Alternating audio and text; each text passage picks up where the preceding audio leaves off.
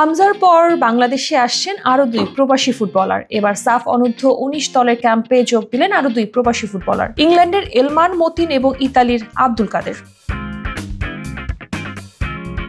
আগামী ৯ থেকে ১৮ মে ভারতের অরুণাচলে সাফ অনূর্ধ্ব ১৯ চ্যাম্পিয়নশিপ অনুষ্ঠিত হবে। এই টুর্নামেন্ট উপলক্ষে ধানমন্ডি ক্লাবে অনুশীলন করেন দুই প্রবাসী ফুটবলার।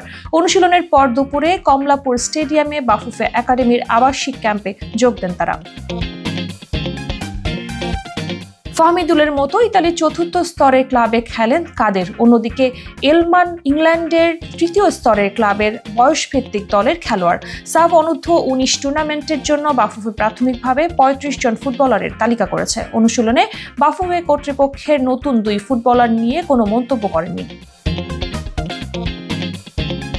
সূত্রে জানা গেছে, এই দুই ফুটবলারের টেকনিক্যাল জ্ঞান ভালো লেগেছে বাফুফের কোচদের। ঢাকার আবহাওয়া অনুশীলনের প্রথম দিন তাদের জন্য খানিকটা চ্যালেঞ্জিং হলেও মে মাসে ভারতের অরুণাচলে স্বস্তিদায়ক আবহাওয়া থাকবে। সূত্র আরও জানায়, বাংলাদেশের হয়ে খেলতে আগ্রহী বিশ্বের বিভিন্ন প্রান্তে ছড়িয়ে থাকা প্রবাসী বাংলাদেশি ফুটবলারদের ট্রায়ালের জন্য ডাকা হতে পারে জুনের শেষ সপ্তাহে। সেখান থেকে সেরাদের বাছাই করে বাংলাদেশ দলে খেলানোর পরিকল্পনা সাজাবে বাফুফে।